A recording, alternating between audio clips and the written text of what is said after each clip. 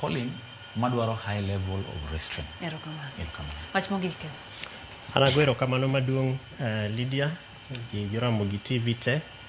To jopiny dwaro ni mondo ng'e ni gima otimre kawuono e court miyowa teko ni accountability ok en mana mar jofwambo kata journalists kalari madogo gi mamoko go. In kaka japiny en gi thuolo kumoro amora ma intie pinywa ma Kenya ka in gi teko mar bedo gi simu manyalo mako tipo video kata nyalo mako duond ng'ato gi weche maricho matimre to mak gi nikech you never know chieng' ma piny Kenya ni biro dwaro ni mar mondo imiwa evidence no mondo wasir Kenya kendo watenganisha pinywa ni kuom jotelo maricho kendo makitgi ok sir demokrasia kod telo gi pidhruok ma wadwaro e pinywa kae. Omiyo wabeduru gi jiwo, let your voice count and exercise your sovereignty.